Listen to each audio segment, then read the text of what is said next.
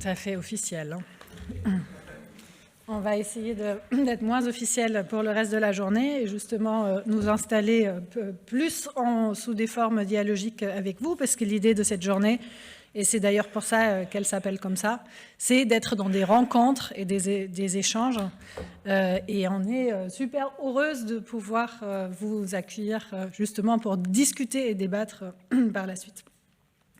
Donc, pour cette journée, Zaya et Emmanuel ont dit le titre « Des conservations divergentes, préservation et transmission des collections de provenance coloniale en débat ». Qu'on souhaite commencer, nous aussi, avec des remerciements.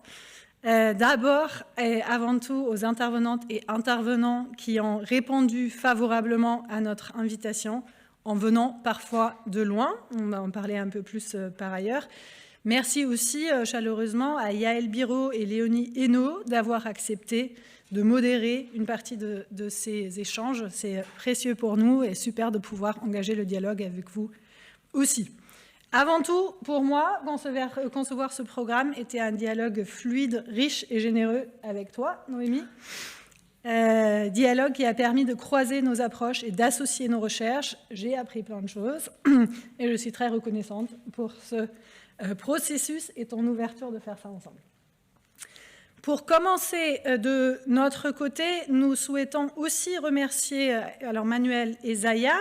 Zaya qui a soutenu et défendu cette journée avec un souffle long, parce que la discussion autour de cette journée date pas d'hier.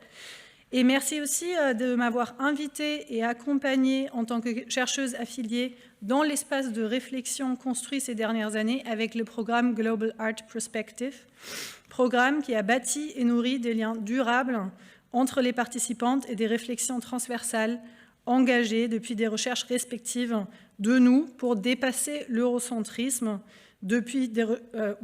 l'eurocentrisme si profondément inscrit dans l'histoire de l'art. Je vois Annabella Tournant qui est là. Je suis ravie de pouvoir poursuivre notre discussion.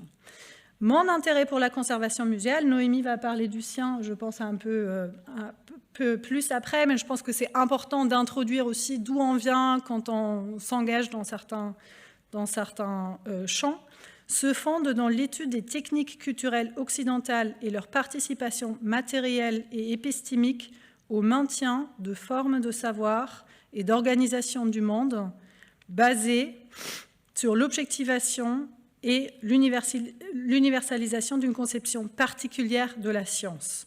Les critiques postcoloniales ont souligné les effets durables de cette réorganisation fondamentale et les pratiques décoloniales s'emploient à les désapprendre.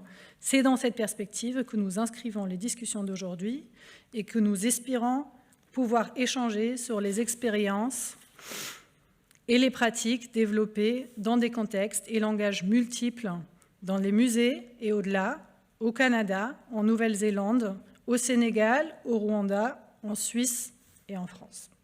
Sur ce, je te passe la parole.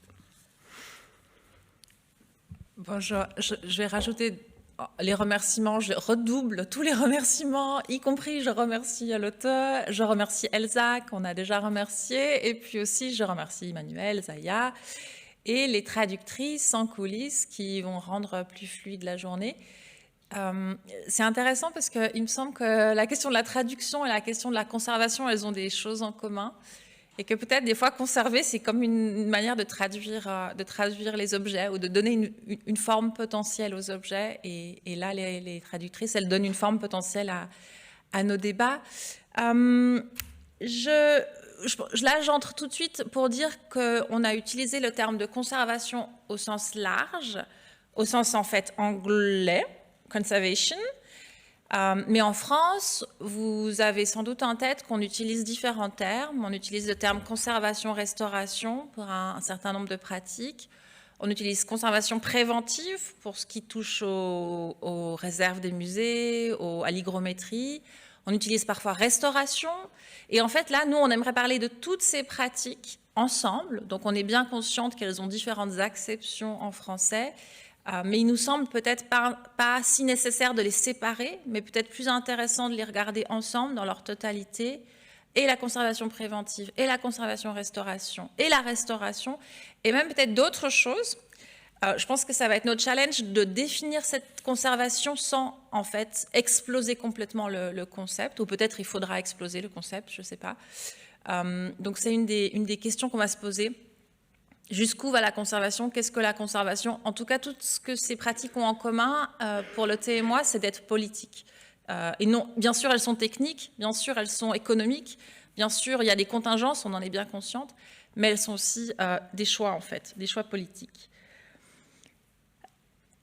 Pour le dire vite, on entend conservation par maintenir l'existence, et je pense même la question de l'existence, on peut se la poser, et potentiellement la visibilité des objets. Et là même le terme objet, il pose question. Donc nos travaux respectifs, ils sont différents, ils se recoupent, et je pense qu'ils ont tous beaucoup bénéficié du travail des conservatrices, restauratrices et auteurs pour le masculin. Depuis les années 90, il y a des conservatrices, restauratrices ou leurs homonymes au masculin qui mènent des recherches, qui publient des livres, qui en fait gèrent des initiatives, mais souvent c'est limité peut-être à un musée ou à une culture ou à une technique. Et nous, ce qui nous intéresse, c'est de poser cette question de manière plus transversale dans différentes institutions et dans différentes cultures. Donc on a suivi ce qui s'appelle un peu le green turn dans la conservation, donc aller vers des pratiques plus vertes, des pratiques plus soutenues, sustainable, et ce qui s'appelle maintenant le post-colonial turn, aller vers des pratiques plus éthiques, des pratiques plus respectueuses et plus claires dans leur dimension politique. Et on a aussi conscience, le thé et moi, je crois, de ne pas être des conservatrices restauratrices, donc on a la chance peut-être aussi de ne pas être confrontés parfois au terrain, au sens, on n'a pas à prendre des décisions. C'est une chance, évidemment, dans le sens où ça nous permet de penser. Ça nous amène aussi à une position de modestie, parce qu'en fait, nous, on est des chercheuses, et ce qu'on pense, c'est que l'histoire peut apporter beaucoup, la théorie peut apporter beaucoup, mais je pense qu'on a aussi conscience que c'est autour des professionnels de musée que les enjeux se concrétisent, et que les deux démarches doivent aller en parallèle, et que les professionnels de musée font aussi ce qu'ils peuvent, comme ils peuvent, et que nous, on leur doit beaucoup en fait dans nos réflexions. J'avais encore 2 points à proposer. D'abord, juste de dire qu'on parle des collections coloniales, mais qu'en fait, ça s'étend à beaucoup de collections. Et on en reparlera peut-être. Moi, je parlais avec des marionnettistes qui étaient outrés, en fait, parce que leurs marionnettes à Amiens, en France, avaient été mises dans un musée et qu'eux, ils voulaient les utiliser et ils ne comprenaient pas pourquoi, en fait, ces marionnettes étaient dans un musée et inaccessibles. Et ils étaient très fâchés. Et ils avaient beaucoup de peine à en discuter avec les conservateurs ou les commissaires ou les personnes en charge de la restauration, qui ne voulaient plus, en fait, leur donner accès. Donc ça, ce n'est pas un contexte colonial, ou en tout cas pas un contexte colonial classique, même s'il y a des enjeux de pouvoir. Donc là, on parle d'un contexte colonial parce que les questions, elles sont très intenses, elles sont très actuelles, mais en fait, cette question, elle se pose pour beaucoup de communautés. Et puis, dernier point, et après l'auteur reviendra, mais il y a beaucoup de choses qui se passent déjà. Hein. On est très sensible depuis les années 90. Il y a des nouvelles pratiques. Alors, il va y avoir des nouvelles manières d'organiser les réserves. Il va y avoir des projets de collaboration entre les communautés. Il va y avoir l'usage ou l'interdiction de certains matériaux. Par exemple, moi je sais que le plastique peut poser problème dans certaines communautés et qu'on va essayer de plus l'utiliser. Donc autour de tout ce qui se fait déjà, on aimerait apporter avec vous un éclairage critique et historique pour penser ce que peuvent être ces nouvelles pratiques et voir comment elles déstabilisent un régime de patrimonialisation très européen, comment elles amènent à le reconfigurer ou éventuellement à l'exploser, même si je sais déjà que certains d'entre vous, en fait, tiennent aussi beaucoup à ce régime, et c'est cette tension-là qu'on va explorer.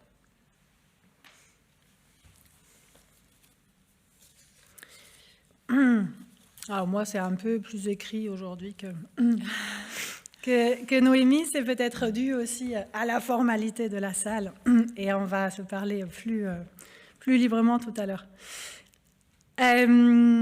Du coup, oui, pour nous, il y avait une raison aussi de tenir cette journée d'études à l'INHA, en proximité de l'Institut national du patrimoine, justement parce qu'il y a les questions qu'on soulève et que nous souhaitons discuter aujourd'hui touchent au principe du régime patrimonial occidental lui-même, qui a aussi ses institutions.